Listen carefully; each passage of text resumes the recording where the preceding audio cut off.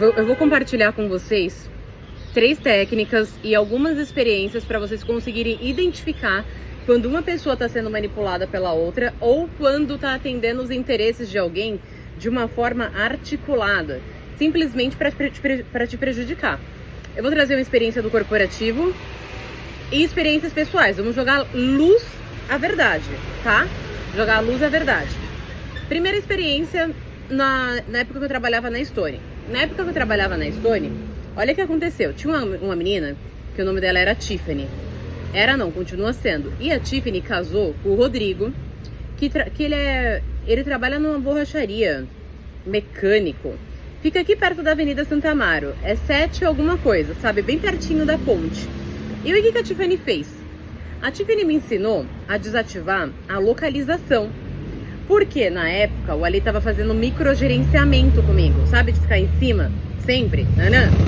Enfim, olha o ruído. Enfim, e na época ela foi lá e me ensinou a desativar a localização. Só que ela não ensinou porque ela queria me ver bem, assim. Ela ensinou a desativar, tipo, a localização, porque provavelmente esse é um tipo de vício, né, que você instala. Por exemplo, seu chefe quer saber onde você tá e você não tá, tipo, no lugar. Ou seja, essa prática dá a entender que você quer esconder alguma coisa. Essa prática que ela aprendeu, ela não deveria passar pra frente. Por quê? É algo que prejudica a empresa, é algo que prejudica a própria performance. Ai, acabou de passar o caminhão. Ah, do gás. Algo que prejudica a própria performance. Enfim, é uma prática ruim. Só que ela veio falando pra mim que essa prática era ruim de uma forma, assim, clara, estampada na testa dela. Obviamente que não. Eu lembro que a gente passou ali na Vieira de Moraes. Nós compramos, eu indiquei pra ela. Eu indiquei pra ela aquele livro Uma Vida com Propósito. Compramos e quando chegou lá depois nós saímos e paramos lá na padaria artesanal, ali na Gabriele Danúzio. Aí ela começou a falar de umas histórias de prostituição, de uma prima dela, uns negócios nada a ver. E eu percebi que o comportamento do time lá na matinal tinha mudado com a Juliana. E eu percebi que era veneno da Bruna. Era veneno da Bruna que chegou nela, de alguma forma, mas chegou nela. Entendeu? De alguma forma chegou nela. Outra forma de você conseguir detectar quando tem uma pessoa que tá tentando atender os interesses dela, passando por cima dos outros, ou só utilizando uma placa ou uma fachada de espiritualidade, ou simplesmente utilizando, tipo, uma fachada de que tá querendo te ajudar, mas na realidade não quer te ajudar. Quer competir com você ou quer se dar bem em cima de você. No caso da Rudolph, lá. O que aconteceu com a garota? Garota, no dia na época que teve o desastre lá do Rio Grande do Sul, o que a garota fez? Ela fez uma campanha pra falar que queria ajudar, então ela ia vender o curso dela por, sei lá, R$100, R$80, e que ela ia doar uma parte, tipo, da verba pro pessoal do Rio Grande do Sul. Só que, povo, vamos lá, se vocês não entendem de dados, análise de dados, ou a importância da informação, porque falavam que os dados é o novo petróleo. Mas não é só a questão dos dados, é a questão da informação mais pura. Pensa que quem compra um produto dela para ajudar o pessoal do Rio Grande do Sul e tem interesse em marketing, você vai pegar as informações dessa pessoa.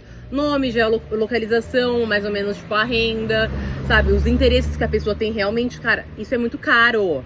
Isso é muito caro e demanda muito tempo. Por isso que o custo de aquisição do lead, geralmente, tipo, é muito caro.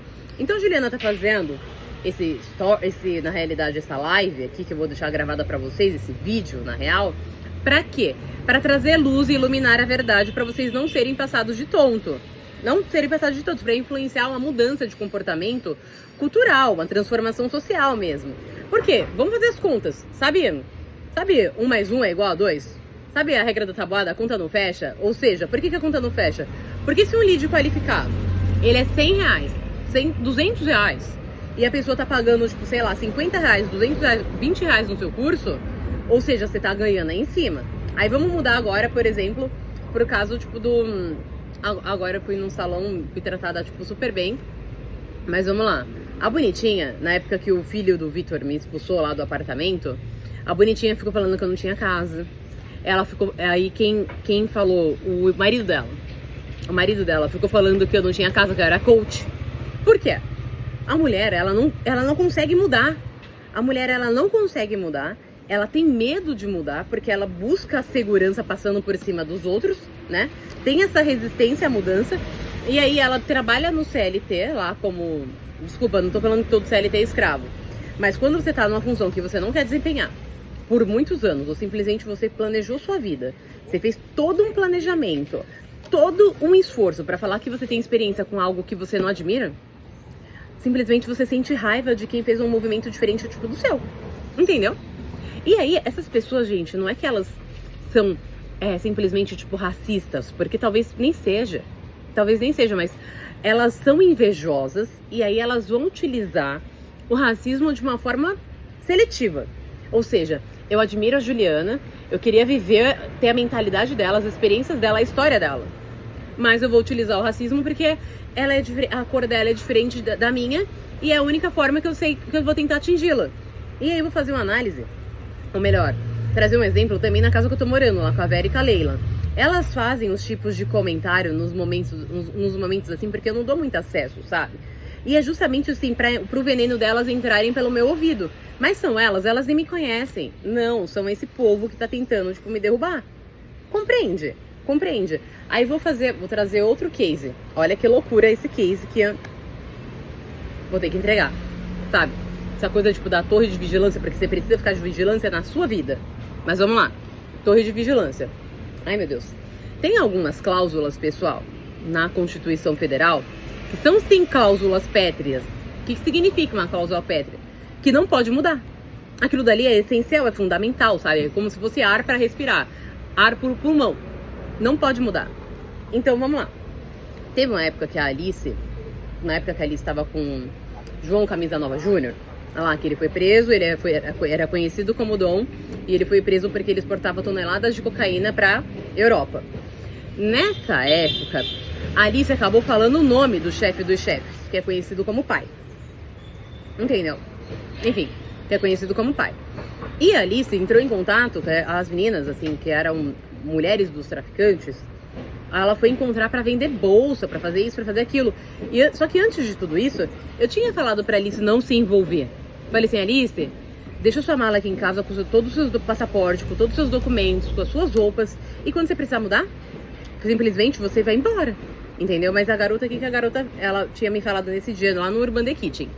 Ela chegou, tipo, a comentar comigo que o nome dela tava todo veiculado com algumas coisas dele. E aí, o que ela pegou e fez? Ai, pessoal, caraca. O nome dela tava sujo também, antes de conhecer o Júnior, porque ela tava devendo muita gente, muito banco, tava com cartão de crédito estourado, tava com o nome sujo. Só que o Júnior conhece alguém lá dentro do Banco Central que faz um movimento pra aumentar o seu score e eliminar todas as suas dívidas, entendeu? Assim, seu histórico de dívida. E aí, se ele quiser colocar um score de, sei lá, 2 mil, sei lá se existe isso, mais 3 mil, consegue. E aí aconteceu... Olha o cachorro. Ai, caramba. E aí aconteceu isso com ela. Agora que o cachorro começou a latir, a gente pode fazer a mesma analogia do que aconteceu com as laranjas podres com a história da Juliana. Porque pensa que assim, na época que eu trabalhava na Hernandes Blanco, eu tô fazendo várias conexões, mas na época que eu trabalhava na Hernandes Blanco, eu fiquei 4 anos numa mesma posição. Porque eu queria mudar, mas me falavam que não compensava, porque eu ganhava muito mais do que o gerente, porque eu ganhava, tipo, quase... Cara, eu ganhava mais que o meu supervisor e mais que o meu gerente. Só que, gente, é bom você administrar, você liderar outras pessoas. Então não era um conselho que era pra me ajudar a me desenvolver. Era um conselho muito mais pra limitar o meu desenvolvimento. A questão do Ícaro de Carvalho é a mesma coisa. Ele não tá dando conselhos porque ele quer ver teu bem. Ele tá dando conselhos porque ele tem inveja e ele camufla a inveja deles com conselhos que pra te gerar identificação, mas na realidade... tem o comportamento de alguém ali, que é o comportamento da Betânia, que tá resistindo à mudança. Que ela chegou, vai chegar, que não adianta resistir à mudança. Não adianta. E aí... Ai, tá ventando muito. Misericórdia. Tá ventando muito. É interessante que esse salão, aqui o nome desse cabeleireiro é Zerher. É Zerher. Zeus. Sei lá. Enfim, pensa que assim, a gente precisa cortar, tá, pessoal? A gente precisa cortar esses cânceres. Ai, mas eu tenho dependência emocional, mas... Ai, não, vai na minha casa. Não, porque a casa é um ambiente, tipo, super confiável. Eu confio. A Juliana Calma aí, que eu não quero deixar meus peitos aparecendo. A Juliana vai dar uma deixa, assim, pra vocês, tá? Pra conseguir identificar esse tipo de comportamento, esse tipo de manipulação mental, sabe? Dos sinais sutis, enfim, que seja. Teve uma época que o bonitinho, mesmo do preconceito, tá? Ele falava o que pra mim, pra Juliana? Será que eu gravo aqui em outro lugar? Acho que é melhor essa parte eu gravar em outro lugar. Porque senão eu vou misturar uma coisa com a outra. Vou gravar em outro lugar, peraí.